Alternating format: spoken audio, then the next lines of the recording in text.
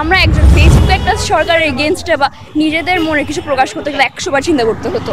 So I think ওই জিনিসটা অনেক ফ্রিডমটা আমাদের বাড়বে। আমার এক্সপেকটেশন ডক্টর মোহাম্মদ ইউনূস থেকে যে উনি দেশটাকে শেখ হাসিনার থেকে অন্তত যেন ভালো মতো চালায়, ছাত্রদের জন্য যে সুষ্ঠু একটা পরিবেশ পড়ালেখার জন্য সেটা তৈরি করতে সক্ষম হবেন। ফার্স্টেই আমরা নতুন সরকারের কাছ থেকে একটা সুষ্ঠু রাষ্ট্র এবং একটা সুষ্ঠু দেশ চাই, যে দেশে কোনো অনৈতিকতার কোনো স্থান হবে না এবং বৈষম্য তো থাকবেই না। এই আমরা যেরকম পুরো দেশটাকে এরকম রাঙিয়ে তুলছি, আর ট্রাফিক পুলিশের না থাকা অবস্থায় যে স্টুডেন্টরা এভাবে রাস্তার মধ্যে একটা সুষ্ঠু যানবাহন পরিচালনা করছে, আমরা চাই যখন নতুন ট্রাফিক পুলিশ জয়েন করবে এবং নতুন পুলিশ জয়েন করবে তখন তারাও যেন ঠিক এভাবেই শান্তিপূর্ণ একটা দেশ গঠন করে, দেশটা ভালোভাবে চলতে পারে মতোই আমরা এইটাই আশা, মানে জনগণ ভালোভাবে থাকতে পারে মতো।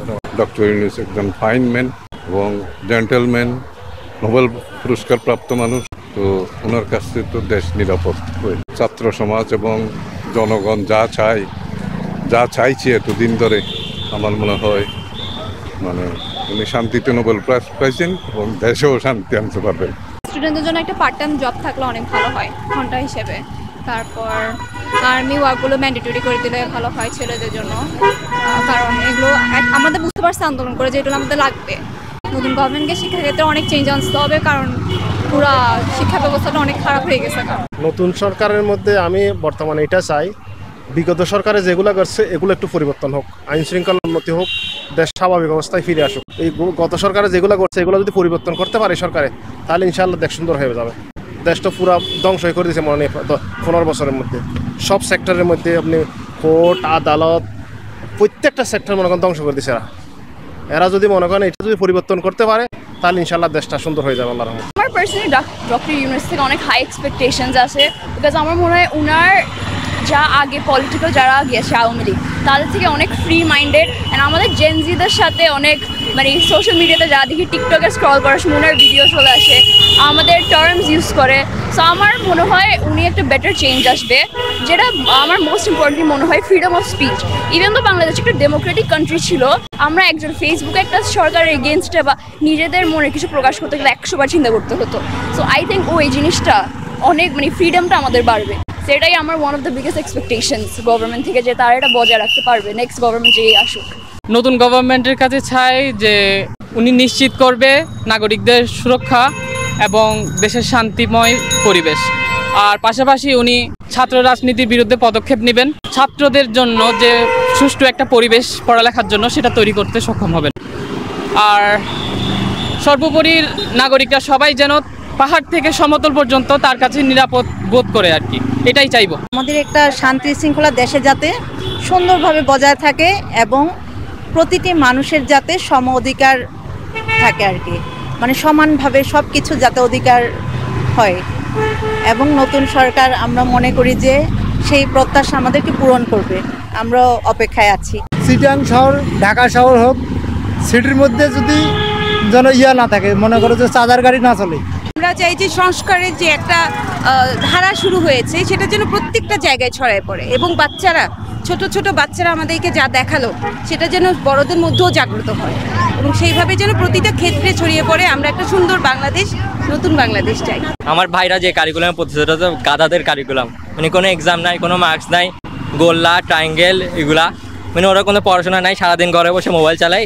ফার্স্ট অফ অল কারিকুলামে চেঞ্জ লাগবে। তারপর হচ্ছে ইকোনমিক যে ডেভেলপমেন্ট, এখন তো লাস্ট 2 দিনে নিউজ পাচ্ছি যে বাংলাদেশের স্টক মার্কেটে 182 পয়েন্টস বেড়ে গেল। সে হলো ডক্টর ইউনূস, তো ওইটার জন্যই পরিচিত ইকোনমিক, যে ওইটা তাহলে উনি সাধন করতে পারবে ইকোনমিক ডেভেলপমেন্ট।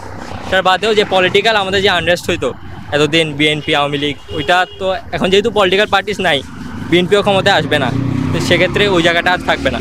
এই তিনটা পয়েন্টে আমাদের ইম্পর্টেন্স দেওয়া উচিত, আর কি। উনি সব ডিটেলসে দেখবে, শুধু এক শ্রেণীর মানুষের কথা শুনবে না, সব শ্রেণী। যেমন আমি কিছুক্ষণ আগে আমাকে একটা ট্যাক্সিওয়ালা মামা বলতেছে সালাম দিয়ে যে আমাদের কাছে ওনার একটা আবদার যে আমরা যাতে এই যে ট্যাক্সি ওনাদের থেকে, ওরা যাদের থেকে ভাড়া নেয় ট্যাক্সিটা, ওদেরকে অনেকটা বেশি টাকা দিতে হয়, তারপরে পুলিশ ধরে যখন তখন টাকা চায়, আমরা যাতে এটার প্রতিবাদ করে ওদেরকে এই জিনিসটা থেকে মুক্তি করতে পারি।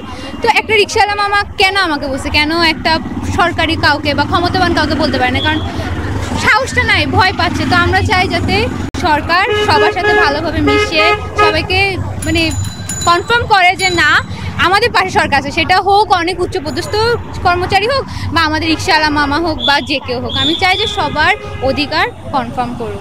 আর পার্সোনালি আমরা যারা এখন কলেজে ইউনিভার্সিটিতে আমাদের যাতে ছোটো ছোটো জব সেক্টরসের ব্যবস্থা করে দেয়, কোনো কোটা বা রেফারেন্স ছাড়া যাতে আমরা আমাদের ট্যালেন্ট দিয়ে আমরা কোনো কাজ পাই, এটাই আমার চাওয়া।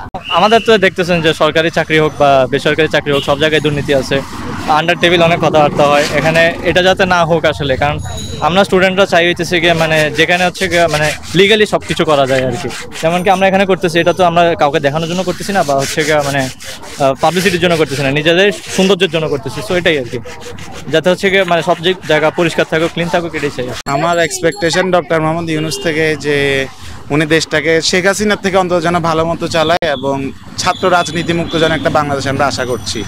এবং ছাত্ররা যাতে ইউনিভার্সিটি ক্রস করার পর যেন তারা একটা জব সিকিউরিটি যদি থাকে, তাইলে অবশ্যই মানে ওরা আরও উৎসাহিত হবে এবং দেশের কাজের প্রতি আরও অগ্রসর হবে। এটাই চাওয়ার ডক্টর মোহাম্মদ ইউনূস থেকে।